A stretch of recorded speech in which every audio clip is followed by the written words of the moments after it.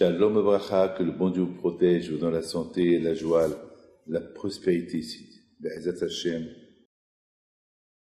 Je vais être court. Je voyage beaucoup. Je vais très souvent en Amérique. Je vais en Amérique latine, en Amérique du Sud. Je suis un grand voyageur. Et beaucoup de fois, lorsque je suis aux États-Unis, à New York, je vois les Américains, ils voient tout grand. Les gratte-ciel, tout est grand, les voitures, grandes voitures. Les gens, ils voient, ils veulent être milliardaires. C'est ce qu'on appelle American Dream, le rêve américain. Les gens, ils veulent partir en Amérique. Tu entends en Amérique, je vais m'enrichir. Il faut savoir une chose.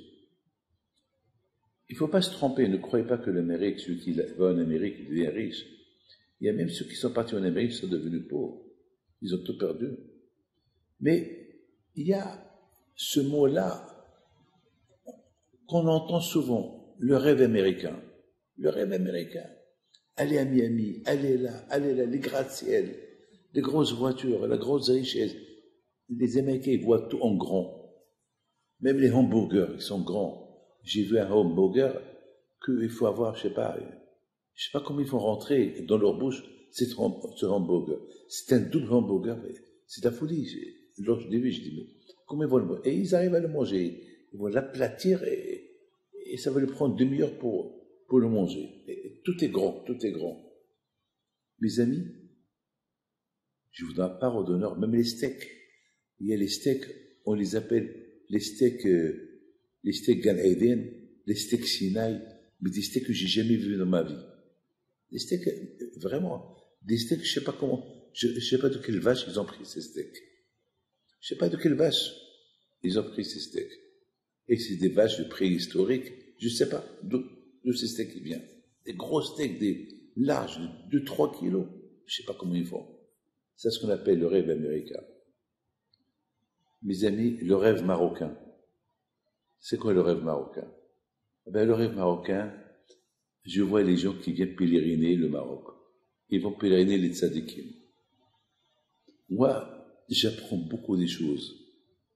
Des gens américains qui viennent au Maroc. Marocains américains. Les Américains qui viennent au Maroc à l'Aïloula.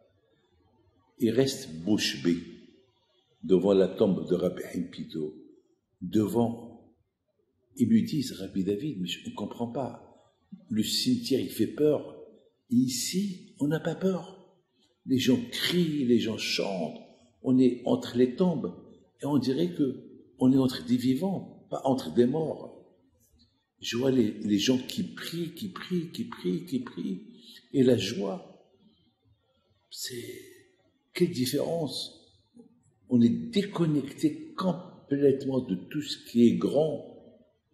Mes amis, jusqu'à que j'ai vu quelqu'un qui me dit cette phrase que je vais vous dire.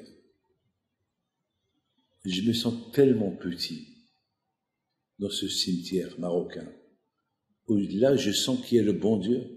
J'ai jamais senti le bon Dieu en Amérique. Je dis, mon fils, je vais te dire qu'est-ce qu'il dit le Admour de Alexander. Le Admour de Alexander, c'est un grand tzaddik qui a été tué par les nazis. Il a dit comme ça, lorsque tu te vois grand, jamais tu auras la crainte de Dieu. Parce qu'étant donné que toi tu es grand, donc tu vois le bon Dieu petit. Mais lorsque toi tu deviens petit, tu dis qui suis-je? Alors là tu vois Hachem qu'il est grand. Le problème en Amérique, c'est que vous voyez tellement les choses grands, vous aussi vous vous sentez grand, alors vous voyez le bon Dieu petit. Donc, il n'y a pas de place. Lorsqu'on voit Hachem petit, c'est que, comme s'il n'existe pas. Pour que Hachem il existe, il faut le voir grand. Il faut donner la valeur. Mais lorsqu'on donne la valeur au matériel, sans donner la valeur au spirituel, alors on voit la valeur matérielle en grand et la valeur spirituelle, elle est effacée. Et j'ai raconté l'histoire d'un Américain. Cet Américain que la première fois qu'il est venu chez moi, il me dit, moi j'ai jamais été chez un rabbin et je ne sais pas pourquoi je viens chez vous. Mais on m'a dit qu'on peut recevoir une bracha. Alors il me dit, mais à quoi ça me sert la bracha? J'ai tout. On m'a dit quand même il faut que je vienne.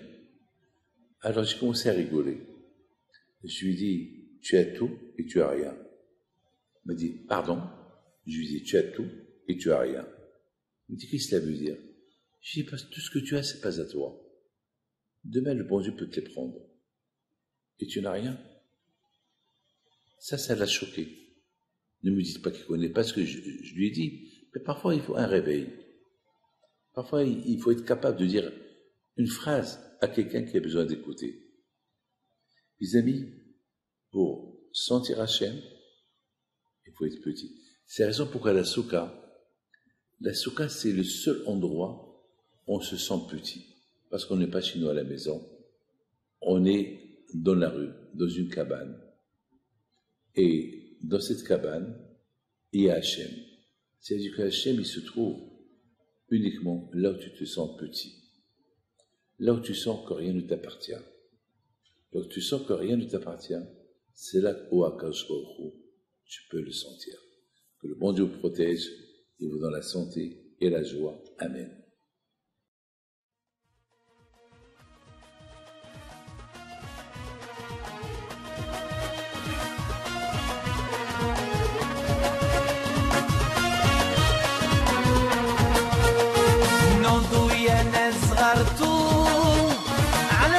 حي بنتو وقف لنا زي